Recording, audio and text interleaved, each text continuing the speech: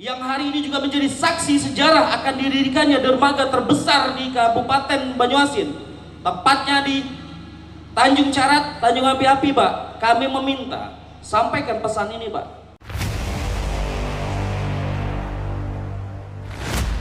Kecamatan Tanjung Lago ini menjadi alasan penting untuk Majelis Pimpinan Cabang Pemuda Pancasila melaksanakan acara ini di Tanjung Lago, Pak. Bukan tidak punya alasan, Pak.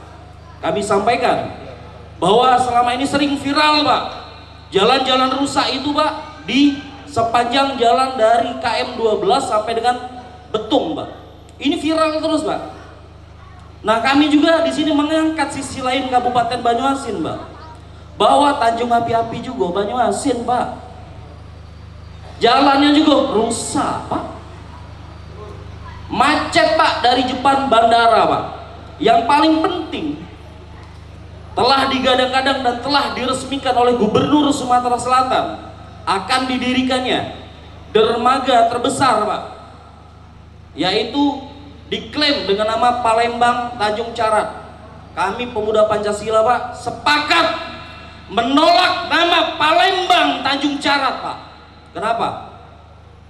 Karena lokasi daripada pembangunan dermaga tersebut, Pak, ada di Kabupaten Banyuasin. Betul nggak, kawan? Alangkah baiknya, Pak, pelabuhan itu dikasih nama Banyuasin New Tanjung Carat. Itu, Pak, kami sebagai kader pemuda Pancasila yang ada di Banyuasin, Pak, yang hari ini juga menjadi saksi sejarah akan didirikannya dermaga terbesar di Kabupaten Banyuasin, tepatnya di Tanjung Carat, Tanjung Api-Api, Pak. Kami meminta sampaikan pesan ini, Pak. Alangkah bagus ya kalau namanya itu Banyuasin Tanjung Carat, Pak. Palembang tuh punya dermaga dewe, Pak, namanya Bom Baru, Pak. Itu punya Palembang, Pak. Kalau Tanjung Carat punya Banyuasin, Pak, ngapa namanya Palembang nih, Pak?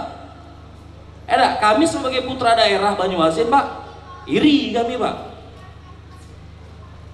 Itu poin pertama, Pak, tentang adanya pembangunan yang direncanakan dan sudah disiapkan.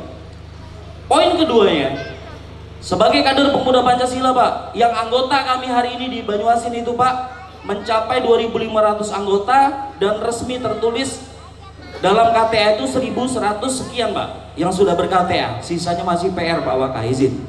Belum kami KTA-kan, Pak. Dengan jumlah anggota pemuda Pancasila yang ribuan hari ini, Pak, kami juga meminta kepada pemerintahan kabupaten, pemerintahan provinsi, kecamatan hingga ke desa, Pak, tolong, Pak, jalan-jalan diperbaiki, Pak. Jalan Tanjung Api-Api belum siap untuk menyukseskan pembangunan pelabuhan Tanjung Carat, Pak. Jadi kalau pengen sukses pembangunan proyek di pelabuhan Tanjung Carat itu, Pak, sukseskan juga, Pak, jalannya, Pak. Bagaimana nanti loading material itu bisa berjalan lancar, Pak, kalau sampai depan gerbang lampu merah bandara itu udah macetnya luar biasa, Pak. Berjam-jam kita macet di situ, Pak. Lalu bagaimana nanti loading material itu akan berjalan, Pak? Sementara akses satu-satunya selain dari jalur laut, kita hanya melalui jalan darat Tanjung Api-Api, Pak.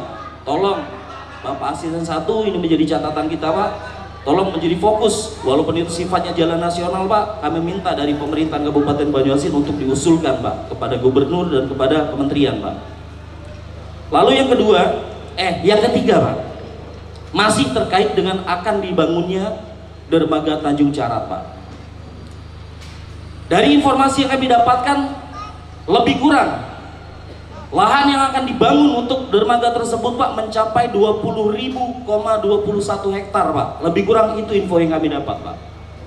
Pertanyaan kami, ribuan hektar tanah yang akan digunakan sebagai dermaga, apakah semuanya milik negara, Pak? Tentunya di situ ada rakyat, masyarakat, keluarga pemuda Pancasila, keluarga-keluarga kami yang juga punya tanah di situ, punya tempat di situ. Bahkan khususnya ada nih pengurus dari 5 kecamatan yang di Sungsang, di Banyuasin 2, di Sumber Marga Telang, di Muara Telang. Itu banyak kader-kader pemuda Pancasila yang jelas lahannya juga nanti akan menjadi konsesi dermaga tersebut, Pak. Nah, kami meminta kepada pemerintahan Kabupaten Banyuasin untuk fokus terhadap pembebasan lahan tersebut nantinya, Pak. Jangan sampai mafia-mafia tanah masuk dalam persoalan itu, Pak, yang akhirnya rakyat dirugikan demi kepentingan negara. Ini kami tidak mau, Pak. Dan kami menjadi komitmen pemuda Pancasila apabila ada masyarakat Banyuasin yang dalam proses pembangunan tersebut nanti ada ganti rugi yang tidak diselesaikan dengan baik, kami pemuda Pancasila Banyuasin Pak menjadi garda terdepan yang membela kepentingan masyarakat. Siap kawan-kawan? Pancasila! Maka kami sampaikan juga, setelah kegiatan ini berlangsung, kepada Ketua PAC Tanjung Lago, kami minta untuk segera didirikan pos pengaduan pemuda Pancasila Pak, terkait persoalan-persoalan. Siap Ketua? Jadi itu sudah menjadi kesepakatan kami Pak. Pemuda Pancasila akan mendirikan posko pengaduan masyarakat Pak, yang akan kami dirikan tepat di Jalan Tanjung Api-Api Pak.